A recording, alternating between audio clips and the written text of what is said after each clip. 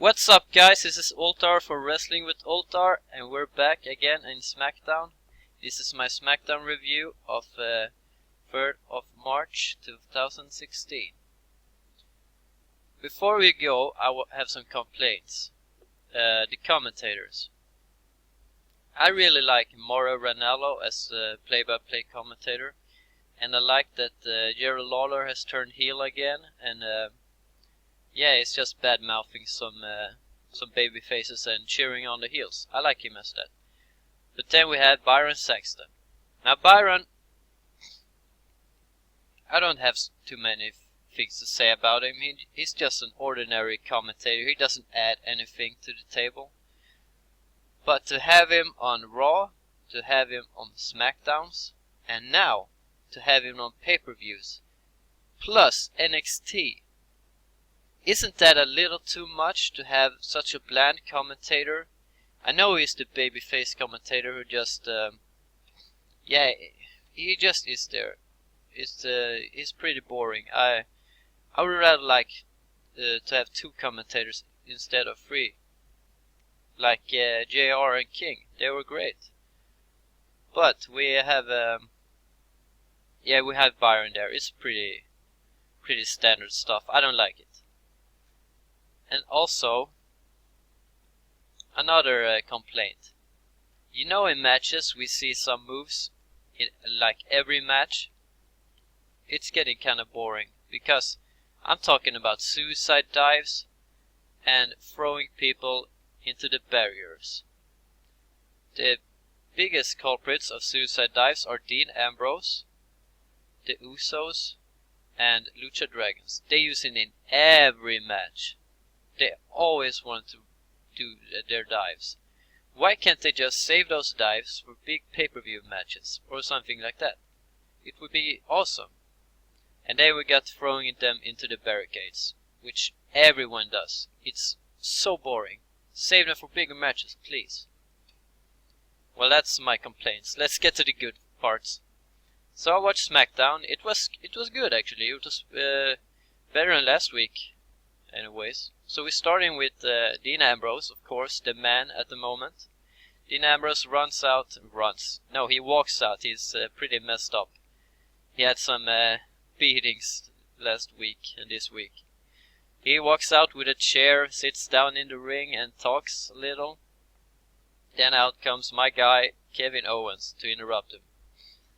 Kevin Owens starts to badmouth Dean Ambrose until he tries to club him in the back, but Dean Ambrose reverses it. It was cool. It was a great opening. It's better than the Authority's boring promos. So Ambrose challenges Owens to a match, and yeah, we know it will be the main event. We don't have to make it official. So that's main event. It's Ambrose versus Owens. Next match we have Usos versus League of Nations members Sheamus and Rusev. It was a pretty okay match. Of course we had some dives and stuff like that I'm complained about, but it was okay. Well, I've seen it before. It was pretty funny because League of Nations won the match, and we know that they have been pushed around by Roman Reigns. Every member of the League of Nations, Roman Reigns can take them all. It's no problem. But now they're starting to rack up some wins out of a sudden. So are they taking League of Nations serious? I don't know. But the funny thing is that King said, "I don't think I've ever seen a team as dominating as League of Nations right now." Now, come on, Jerry. Aren't you a little too experienced to say something like that? League of Nations being the most dominant team right now? No. He's ever seen as well. I think you've seen some more dominating team, Jerry. Well, yeah, League of Nations won. I don't know where they're going with this because, yeah, and the Dudleys came out to come out with a table, high-fiving the League of Nations heel. I don't know. So he came out with a table, and yeah, they don't use the table because they turn heel because they Didn't want people to associate them with tables, but it's part of their act. So they just beat up an Uso, and yeah, we have a program with these two, the Usos and Dudleys. We'll see where it goes. Next match we have we have my old favorite Dolph against The Miz. It's a rematch from last week, or this Monday, I mean. Yeah, that time Miz won in about a minute. So I thought to myself, well, this match, I'm guessing Dolph will win in a minute, because that's the booking at the moment. Well, what do you know? It's exactly what I thought about. Dolph wins in about a minute. He did nothing. The match, it was strange. Miz came out, kicked the Dolph in the head a couple of times. Dolph did a backslide and won. I have no idea where they're taking this angle. No idea. It was boring matches. Next up, we had a segment with Golden Truth threw food in his face. I'm not surprised. I don't care anyway. And next match, we have #1 contendership for the Divas Championship. It was Becky Lynch versus Sasha Banks. Great match. Really good match. These are my favorite Divas on the roster. Really great. They had some near falls and good tempo in the match with some nice hits and nice arm drags and technical wrestling. We got Charlotte and Rick came out, of course. Sat there and just watched. So we come to the finish. Sasha and Becky lies on the ground. Ric Flair does his little woo dance around them. And yeah, I don't know what he's doing. And then Becky and Sasha team up on Rick. I don't know what they're going to do to him. He's pretty old. So Charlotte knocks them both out and and really kicks their asses. But then we come to a backstage segment. Renee Young talking to Charlotte and Rick. And she breaks the news in a backstage segment.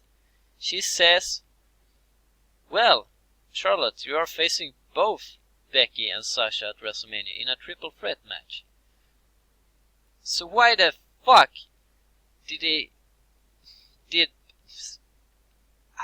I can't. Why did Renee announce this match in a backstage interview? Couldn't they do a little bigger segment? It's a pretty big match, you know. But yeah, we got a triple threat WrestleMania like we all knew was gonna happen. So it's strange. And yeah, then we have New Day coming out and talking some crap about Y2AJ. And yeah, AJ come out and he's gonna have a match against Kofi Kingston. I really love AJ Styles, and I think he's destined to be a big star in the future. I know he's 38 years old, but he's got a great future at WWE. His tag team with Chris Jericho is heading for the tag team championships. So I'm guessing we get a collision, Y2AJ versus New Day at WrestleMania. It will be good, and I think Y2AJ will win the titles. Well, a good match. AJ Styles won with he didn't use the Styles Clash. I heard people talking about that the Styles Clash was banned, but AJ denied the rumors on Twitter. So yeah, I'm looking forward to it. We got WWE Roadblock commercials. Brock Lesnar vs. Bray Wyatt is announced. A match I wanted to see in WrestleMania, but sure, I can do it. And then the match is Dean Ambrose versus Triple H for the championships. I talked about it last week. It will be cool. And then we come to the main event, Kevin Owens, the Intercontinental Champion Kevin Owens versus Dean Ambrose. It's it's a pretty good match, but you see that Ambrose is selling his injuries, and he's pretty messed up. Owens is great. I like that Owens senton, he lands right on the button. He squashes his opponents. Compared to Bray Wyatt's senton, where he only lands on his neck, it looks really stupid. So yeah, and Owens did a senton 3 times in the match. It was really, really awesome. Yeah, good match. Ambrose wins. So they're really pushing Ambrose, and I see him as the biggest babyface on the roster at the moment. Even bigger than Roman Reigns, who WWE are trying to push as the biggest babyface, but people can't stand him. I don't like him as a babyface. I want him to turn heel, and I want him to continue pushing Dean Ambrose as the biggest babyface. Please, WWE, do that. Well, that's my review of SmackDown this week. If you like this video, please like and subscribe, and have a nice day.